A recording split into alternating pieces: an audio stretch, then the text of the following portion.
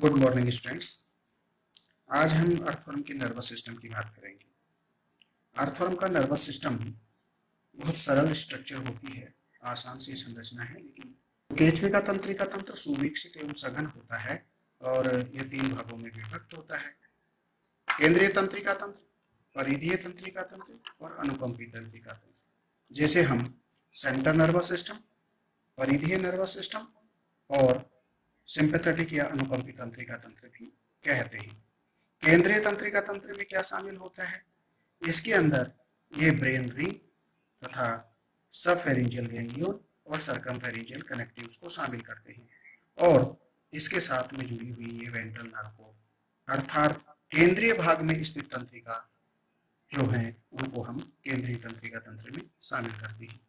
परिधीय तंत्रिका तंत्र में जो शामिल होती है वो इन केंद्रीय तंत्रिका तंत्र से निकली हुई पार्श्वों में जो तंत्रिकाएं होती हैं उनको हम परिधीय तंत्रिका तंत्र कहते हैं।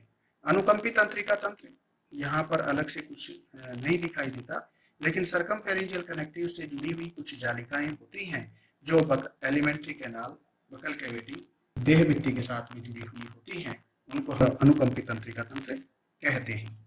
अब हम बात करते हैं केंद्रीय तंत्रिका तंत्र की। केंद्रीय तंत्रिका तंत्र में ब्रेन रिंग और वेंट्रल नर्व को सम्मिलित किया जाता है।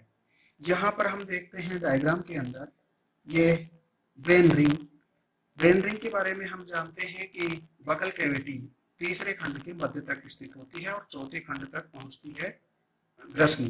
तो बकल कैविटी और ग्रसनी के बीच में मध्य पृष्ठ भाग में ये 2 उच्चिकाएं होती हैं जो वहां पर स्थित होती हैं दोनों के बीच में।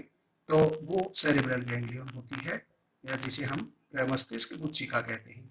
इनसे निकली हुई पार्श्व में अर्थात यूं कह दें कि ग्रसनी के पार्श्व से निकलकर ग्रसनी के नीचे मिड वेंट्रल पोजीशन पर ये दोनों मिल जाती हैं और फ्यूज हो जाती हैं और इसको कहते हैं हम सबफेरेंजियल गैंग्लियन।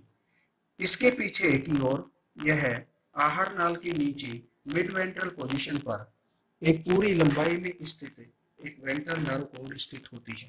तो ये वेंट्रल नर्व कोड पूरी लंबाई में, जो कि हम 100 से 120 खंड कह रहे हैं, तो पूरी लंबाई में चौथे खंड के पीछे से 5वें खंड से और 120वें खंड तक आहार नाल के नीचे मिड वेंट्रल पोजीशन पर ये पूरी लंबाई में फैली हुई अधर तंत्रिका रज्जु होती है। अधर तंत्रिका रज्जु दरअसल में जो हमें ये एक दिखाई दे रही है, ये 2 तंत्रिकाओं के फ्यूज होने से बनी हुई है। यहाँ इस डायग्राम में हम देखते हैं तो इसके अंदर ये 2 तंत्रिकाएं फ्यूज हो गई और उनके फ्यूज होने से एक ये स्ट्रक्चर बन गई, जैसे हम यहाँ पर इसके ट्रांसफर सेक्शन में देख रहे हैं। इस स्ट्रक्चर में सबसे बाहर की तरफ हमें जो देखने को मिलती है पेरिटोनियम देखने को मिलती है। उसके नीचे हमें ये मसल्स का एक लेयर देखने को मिलती है। उसके नीचे हमें एपिन्यूरियम देखने को मिलती है जो कि संयोजी ऊतक का चारों तरफ से ये आवरण देखने को मिलता है। यहाँ पर बहुत सारी नर्व सेल्स देखने को मिलती हैं। ढेरों नर्व सेल्स यहाँ पर उपस्थित होती हैं और इन नर्व सेल्स में 4 महातंतु उपस्थित होती हैं जो कि डोर्सल साइड में उपस्थित होती हैं। इन 4 में से एक जो है मीडियन जॉइंट फाइबर होता है, एक सब मीडियन जॉइंट फाइबर होता है और 2 लेटरल जॉइंट फाइबर होते हैं। ये माना जाता है कि सामान्य नर्व फाइबर्स की तुलना में इनमें जो नर्व इंपल्स प्रोपगेशन की रेट होती है वो कई गुना ज़्यादा होती है। तो यहाँ पर हम देखते हैं कि 2 तंत्रिकाओं के फ्यूज होने से एक ही ये तंत्रिका दिखाई देती है।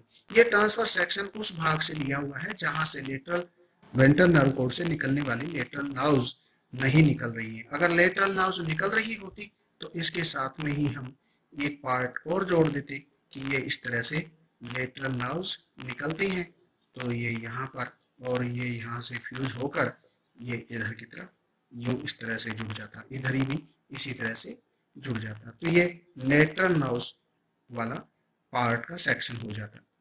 अब हम बात करते हैं परिधीय तंत्रिका तंत्र की।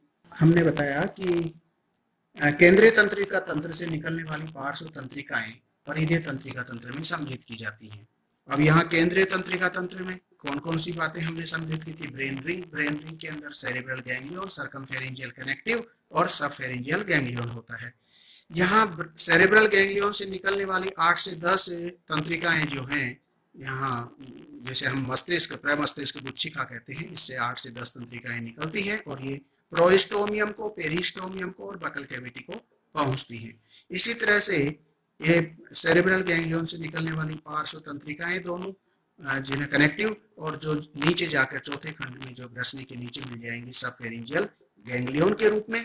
तो इन सरकमफेरिंजियल या परिग्रसनी संयोजक से निकलने वाली पार्श्व तंत्रिकाएं जो हैं, उनसे निकलने वाली तंत्रिकाएं पेरिस्टोमियम और बकल चैम्बर को पहुंचती हैं।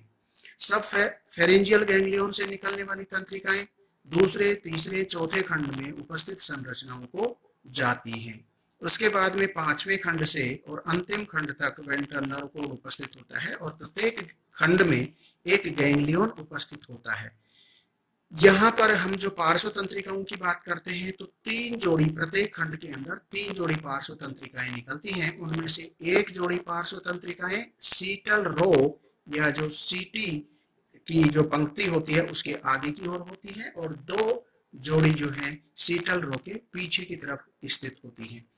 तो ये 3 जोड़ी जो तंत्रिकाएं, पार्श्व तंत्रिकाएं निकलती हैं, वो उसी खंड की शरीर की संरचनाओं को पहुंचती हैं। देहभित्ति हो गई, आरनाल हो गई, सीटी हो गई, उन सब संरचनाओं को ये पहुंचती हैं और पीछे तक ये उपस्थित होती हैं। फिर अब बात आती है तीसरे प्रकार का तंत्रिका तंत्र, जैसे हम सिंपैथेटिक नर्वस सिस्टम कहते हैं या अनुकंपी तंत्रिका तंत्र कहते हैं। सिंपैथेटिक नर्वस सिस्टम या अनुकंपी तंत्रिका तंत्र, तंत्रिका तंत्र का एक विस्तृत तंत्रिका जालक होता है जो अधिचर्म के नीचे शरीर भित्ति की मांसपेशियों के अंदर और आहारनाल की पेशियों के अंदर या आहारनाल पर फैली हुई होती हैं। ये जालिकाएं परिग्रसनी संयोजक अर्थात सरकमफेरेंजियल कनेक्टिव से जुड़ी हुई होती हैं। इस प्रकार से ये केचवे के अंदर तंत्रिका तंत्र है। Thank you.